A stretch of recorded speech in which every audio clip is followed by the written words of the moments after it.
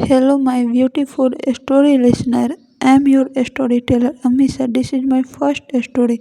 Story name Twins of Mystery. तो story के starting में ही हम एक लड़की को देखते हैं जो सजी हुई दुल्हन की तरह बैठी थी। तभी उसके डैड आते हैं और कहते हैं, नाव्या बेटा तैयार हो गई, बारात आने वाली है। तो वो लड़की जो नव्या है वो कहती है, हाँ डैड मैं रेडी हूँ, लेकिन डैड प्लीज़ मुझे ये शादी नहीं करनी है। आप प्लीज़ मुझसे ये शादी ज़बरदस्ती ना करवाएं। तो उसके डैड कहते हैं, बेटा ये हमारे बिजनेस के लिए बहुत फ़ायदेमंद है, तुम्हें उनसे शादी तो करनी पड़ेगी। तो नव्या कहती है, डैड प्लीज़ ये ना करें, प्लीज़ आप ये सब ना करें, मुझे उससे शादी नहीं करनी है, मुझे वो पसंद नहीं है। तो उसके डैड कहते हैं, मुझे कुछ नहीं सुनना बेटा, यह अब शादी होके रहेगी। अगर अभी से तुमने मना कर दिया तो इतने सारे गेस्ट आए हुए हैं, बेइज्जती हो जाएगी, हमारी इज्जत चली जाएगी। तो अब कुछ नहीं हो सकता बेटा, मान जाओ, अब जो है सो है। तो वो लड़की कहते हैं कि डैड प्लीज़ अगर शादी के बाद कुछ भी कंप्लेन आएगा तो मुझे ब्लेम मत कीजिएगा, मैं मान रही हूँ आपकी बात। और ये कह के वो लड़की सैड होकर चुपचाप बैठ जाती है। इसके बाद हम दूसरी तरफ देखते हैं। इधर एक लड़की नाम आयरा, वह अपने भाई को कमरे में बुलाने आती है। देखती है वहाँ उसका भाई है ही नहीं, तो वो अपने डैड को बुलाती है और मॉम को भी बुलाती है और कहती है, मॉम डैड भाई तो है ही नहीं। तो उसके डैड और मॉम कहती, कहाँ गया वो। तो आयरा कहती है, मुझे नहीं पता मॉम कहाँ है वो। तो उसके डैड कहते हैं, ये नालायक कहाँ चला गया, उसे पता है कि वो कैसे लोग हैं, अगर शादी नहीं हुई तो वो हमें जान से मार डालेंगे। तुम्हें भी पता है आयरा, मैंने कहा था कि तुम उस पर नज़र रखो। तभी आयरा कहती, डैड मैंने रखा था, बस 1 मिनट इमरजेंसी कॉल आ गई थी तो चली गई थी, अब पता नहीं भाई कहाँ चले गए हैं। तभी उसके डैड कहते हैं, ढूंढो उसे, अब बारात निकलने वाली है। तभी आयरा अपने सारे कॉल्स, फ़ोन, फ्रेंड और सभी को कहती है कि उसके भाई को ढूंढे, लेकिन उसका भाई कहीं नहीं मिलता। लगभग 1 घंटे बाद वो हार मान जाती है और डैड को कहती है, डैड नहीं मिल रहा है भाई। तो उसके डैड कहते, अब क्या करें, और आयरा की तरफ देखते। तभी उसको दिमाग में एक आइडिया आता है कि आयरा और उसके भाई का शक्ल एक ही है, दोनों ट्विंस है और दिखने में भी सेम ही है। तो उसके डैड आयरा की तरफ देखकर स्माइल करते हैं और कहते हैं, बेटा तुम रेडी हो जाओ शेरवानी पहनकर। तो आयरा कहती है, क्या बोल रहे हैं डैड, मैं लड़की हूँ, आपका दिमाग तो नहीं ख़राब हो गया। तो उसके डैड कहते हैं, बेटा इसके अलावा हमारे पास कोई ऑप्शन नहीं है, अगर हम बारात लेकर नहीं गए तो वो हमें जान से मार डालेंगे और ये तुम्हें भी पता है। तो आयरा कहती है, डैड लेकिन ये तो गलत बात है, किसी को धोखा देना और इतना बड़ा, वो भी।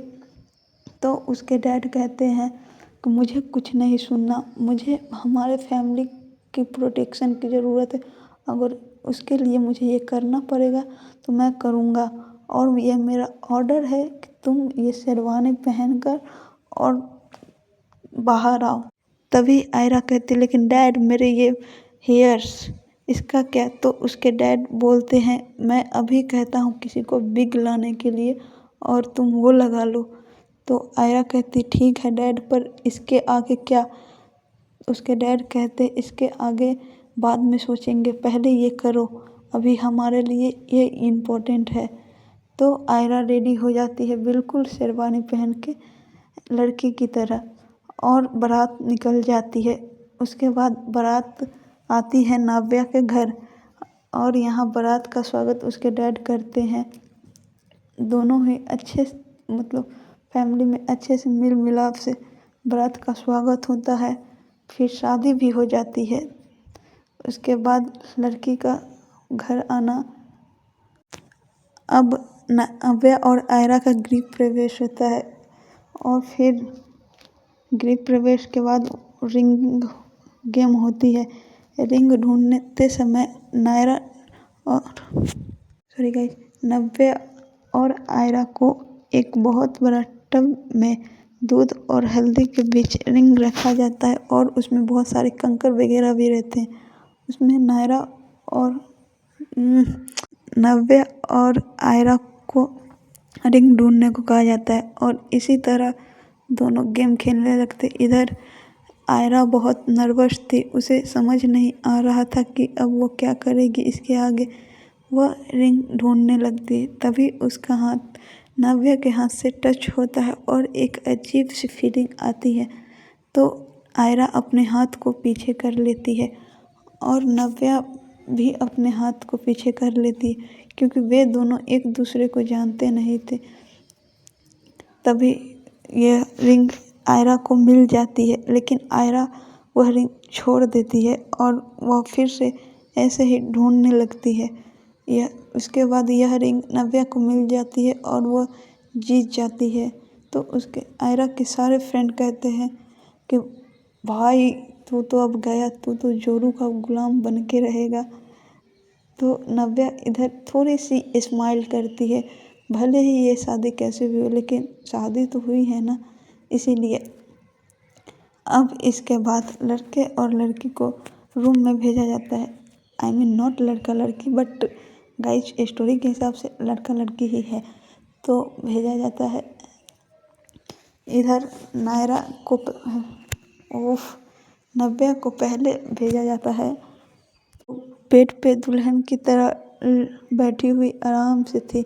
इधर आयरा को उसके डैड और मॉम बुलाती है और उधर आयरा जाती हुई और बात करती है, मॉम अब क्या, डैड ये सब अब कैसे संभलेगा, कैसे करूँ मैं ये सब ठीक। तो उसके डैड कहते हैं आज रात कुछ मत करना, बस उससे दूरी बनाए रखो, उसको टच मत करने देना, कुछ भी हो उसे संभालो, हम तुम्हारे भाई को ढूंढ रहे हैं, उसके बाद हम तुम्हारे भाई को समझाएंगे और ये सब ठीक हो जाएगा। तो आयरा कहते पर डैड अगर वो जान गई तो क्या होगा। तभी उसके डैड कहते कुछ नहीं होगा, तुम खामखा डर रही, अभी तक किसको नहीं ना पता लगा है, आगे भी नहीं लगेगा, तुम चुपचाप जाओ कमरे में, नहीं गई तो शक हो जाएगा। तो आयरा कहती है ठीक है डैड, मैं जाती हूँ, लेकिन कुछ भी होगा तो मुझे ब्लेम मत कीजिएगा डैड। तो उसके डैड कहते हैं तुम बस संभालो, जो मैंने कहा है वो करो, उसके बाद मैं देखता हूँ जो करना है सो। उसके बाद आयरा ठीक है कहकर कमरे में आती है। वह जैसे ही कमरे का डोर ओपन करती है, उसे सामने नव्या दिखती है। वह नव्या को देख एक नज़र देखती और फिर दूसरे ही पल नज़र को नीचे कर लेती है और आराम से कमरे के अंदर जाती है और फिर वह क्लोजेट से कुछ ड्रेस लेकर बाथरूम में चली जाती है, वहाँ चेंज करके आती है। इसे वह अपने मतलब बालों का भी पूरी ख्याल रखती है कि नव्या को पता न चले कि उसके हेयर लॉन्ग है, वो बॉय नहीं है। और ये सब पूरा केयरिंग करते हुए वो बाहर आती है और कहती है आप सो जाओ, मैं यहाँ काउच पे सो जाऊँगा। तो नव्या कहती है क्यों, यहाँ सोने में क्या प्रॉब्लम है। तो आयरा कहती प्रॉब्लम कुछ नहीं, पर मुझे नर्वस हो रहा है, मैं बाद में सो आ जाऊँगी उस पर। तो नव्या कहती है नर्वस, कैसे नर्वस, हमारी शादी हुई है। तो आयरा कहती है हाँ हुई है, पर मुझे अभी कुछ समझ नहीं आ रहा है, हम अपने रिलेशन को टाइम देते हैं थोड़ा सा, जानती हो कि हम दोनों का रिलेशन कोई लव मैरिज नहीं है, अरेंज मैरिज है, तो हमें थोड़ा टाइम देना चाहिए। तो नव्या कहती ठीक है, पर आप काउच पे सोओगे, मैं काउच पे सो जाती हूँ, आप यहाँ बेड पे सो जाओ। तो आयरा कहती है नहीं, मैं बेड पे सो जाऊँगी, तुम सॉरी मैं काउच पे सो जाऊँगी, तुम बेड पे सो जाओ। तो नव्या कहती है नहीं, आप भी यहीं सो जाओ, आओ, इतना बड़ा तो बेड है, बीच में हम तकिए लगा लेंगे, आप एक साइड हो जाना, हम एक साइड सो लेंगे। तो आयरा इसके बाद कुछ नहीं कहती, कहती ओके, और फिर जाती है और वह दूसरी तरफ टर्न करके सो जाती है, जिससे आयरा नाव्या को ना देख सके और नाव्या आयरा को ना देख सके। और वह अपने ऊपर पूरे ब्लैंकेट को ले लेती है, जिससे जैसे लगता है कोई चोरी करके सो रहा हो डर के मारे वैसे। तो नाव्या उसको अजीब नज़रों से देखती कि ये क्या हो रहा है, ये सब ऐसे, मतलब वो सोचती कि ये ऐसा बिहेव क्यों कर रहे हैं। और इसके बाद नव्या भी ये सोचकर सो जाती है, क्लोजेट से ड्रेसेस लेती है और चेंज करके वो भी सो जाती है। इसके बाद हम नेक्स्ट मॉर्निंग देखते हैं। पहले आँख आयरा की खुलती है। वह जल्दी से जाती है और फ्रेश होकर ऑफिस सूट पहन के और सुबह सुबह ही बिना किसी को बताए, बिना किसी से कुछ बोले सुबह 5 बजे ही ऑफिस निकल जाती है। तो इसके बाद लगभग 1 घंटे बाद नव्या का नींद खुलता है। वह उठती है और देखती है कि आयरा तो है ही नहीं, मतलब आई मीन का भाई, चलो उसका भाई का नाम भी रख देते हैं अभिनव। अभिनव अभिनव सही है, हाँ। तो उसका भाई अभिनव तो है ही नहीं। तो वह सोचती है ये इतनी सुबह सुबह उठकर कहाँ चले गए, और फिर सोचती है बाथरूम में होंगे। तो यह सोचकर वह कुछ देर वेट करती है। ऐसे वेट करते करते 20 मिनट हो जाते, पर बाथरूम से कोई आवाज़ नहीं आती। तो वह उठकर चेक करती है, तो वहाँ भी कोई नहीं होता। फिर वह सोचती है कि होकर नीचे नीचे होंगे। तो वह रेडी होकर वह जाती है, फ्रेश होती है और शावर लेकर एक बहुत ही खूबसूरत येलो कलर की साड़ी पहनती है, जिसमें वह एकदम डॉल की तरह लग रही थी। और नीचे आती है लाइक प्रिंसेस, मतलब इतने ब्यूटीफुल बता नहीं सकते, भाई जो देखे दीवाना हो जाए। और वह नीचे आती है और फिर देखती है कि सब लोग नीचे बैठे हुए चाय पी रहे हैं। तो वह नीचे जाती है और नव्या आयरा के मॉम डैड के पैर छूती है। तो उसको मॉम डैड आशीर्वाद देते हैं और कहते हैं आओ बेटा चाय पियो। तो आयरा नव्या कहती है नहीं अंकल आंटी आप पीजिए। तो उसकी मम्मा कहती है कि ये बेटा अंकल आंटी नहीं, मम्मी बोलो, मम्मा बोलो, मॉम बोलो, कुछ भी बोलो, लेकिन अंकल आंटी नहीं। तो नव्या कहते हैं ओके मम्मा। तो आयरा की मॉम स्माइल करती है और कहती है ये हुई ना बात, अब लग रही हो मेरी बहू हो। और उसके बाद कहती है कि आज तुम्हारी एक रस्म है, वो रसोई वाली, तुम्हें ना कुछ सिर्फ मीठा बनाना है, ज़्यादा कुछ नहीं करना। उसके बाद ये सब सर्वेंट कर लेंगे।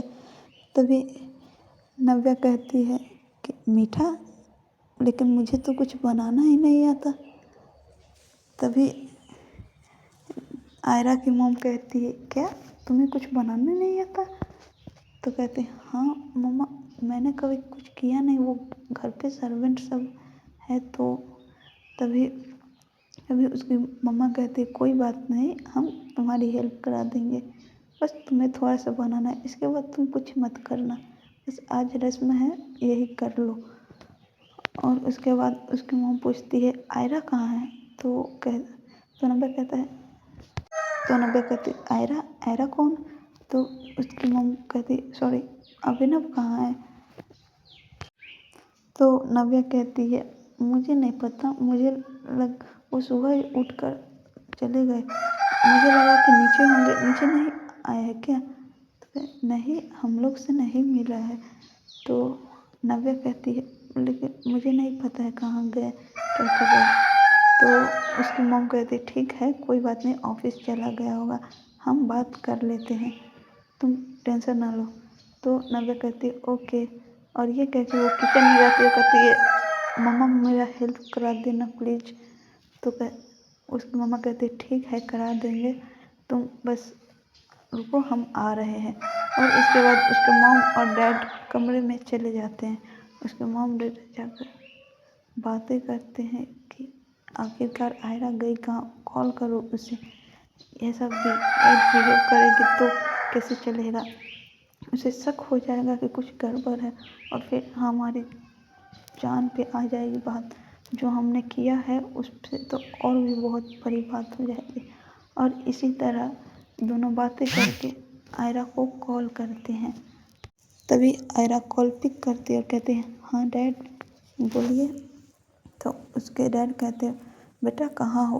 तो आयरा कहती है कि मैं ऑफिस में हूँ। तभी उसके डैड कहते हैं कि बेटा तुम्हें पता है कि तुम्हारा यहाँ होना कितना इम्पोर्टेंट है, तुम इतनी सुबह सुबह किसी को बताए बिना क्यों चली गए। तभी उसके डैड उस आयरा कहती है कि डैड आपको पता ही है कि अभी क्या चल रहा है सिचुएशन, तो मुझे उससे थोड़ी सी लीव लेनी थी, मुझे ये सब समझने ये सब हैंडल करने के लिए टाइम चाहिए था, इसीलिए मैं आ गई। प्लीज़ डैड मुझे थोड़ा टाइम दे, मैं ये सब एडजस्ट करके सब कुछ नॉर्मल करने की कोशिश करूँगी।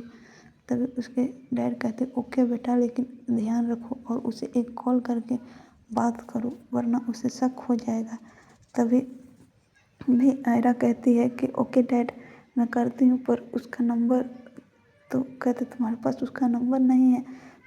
तभी आयरा कहती है डैड मुझे उसका नंबर कैसे पता होगा, मैं कौन सा उसके गर्लफ्रेंड या बॉयफ्रेंड हूँ। तभी उसके डैड कहते ओके मैं पता करके तुम्हें देती हूँ।